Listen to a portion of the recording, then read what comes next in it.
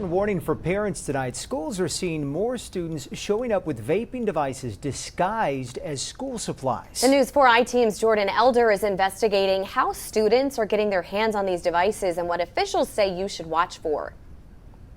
It's a common sight this time of year. Pens and pencils, highlighters and notepads ready to be packed up and taken to school. But what if I told you not everything on this table is what it seems? Does anything look out of the norm to you?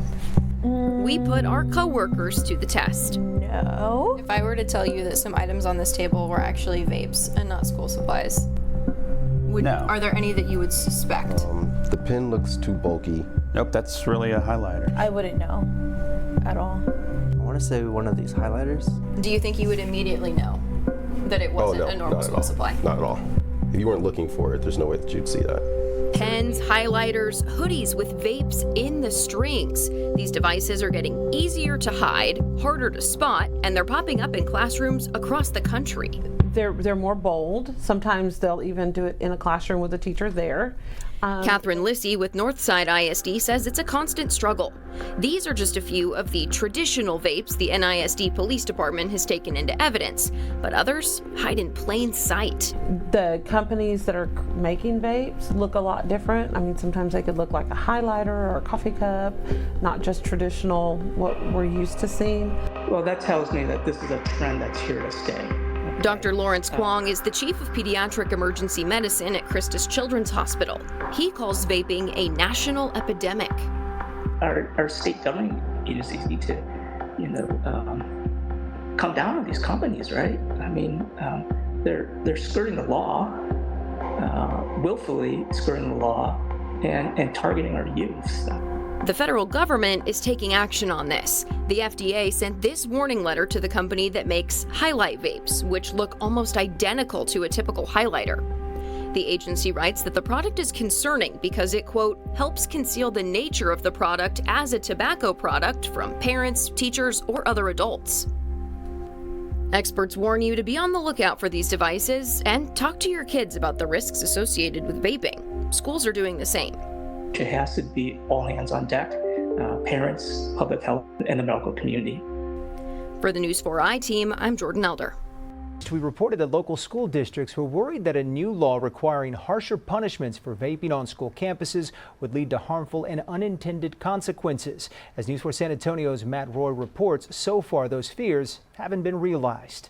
This legislative session, House Bill 114 was passed, requiring any student caught vaping within 300 feet of a school campus to have a hearing and be placed into an alternative learning setting on their first strike. The law alarmed districts, thinking it would overwhelm their alternative learning campuses. I don't think the law is going to serve the purpose it was looking for because it didn't provide additional funding for staff members nor capacity to be able to serve individuals. But 6 weeks into the new school year, the law seems, at least for now, to be working. What we've seen so far is an overall decrease with regards to the numbers that we've had come into our office. At NEISD, THC vape usage has dropped about 12% year over year, and nicotine vaping usage has dropped 10%. I think that's the best outcome we could probably expect. We really do hope that these numbers sustain. Northside is seeing similar, albeit less dramatic, results. By the end of October last year, NISD had 475 disciplinary hearings. This year, there are nearly 300 through just October 5th. I would say for me, it's not as much as I was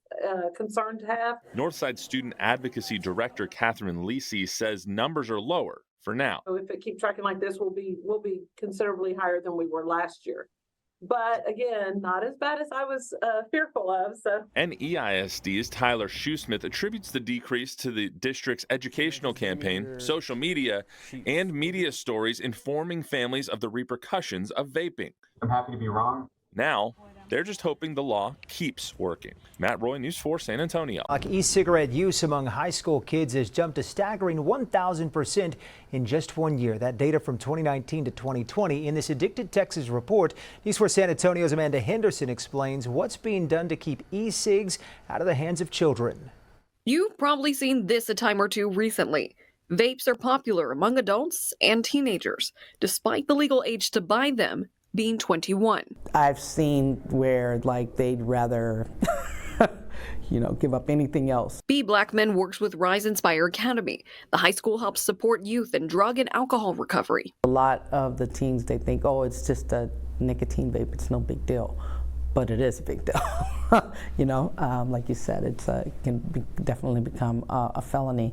In Texas, a vape pen with THC results in a felony. Blackman says it's not just high schoolers using them. Sometimes it's children in the 5th and 6th grade. Within the first couple of weeks, they become dependent. According to Truth Initiative, a tobacco control nonprofit, nearly 90% of kids who vape also use an e-cigarette.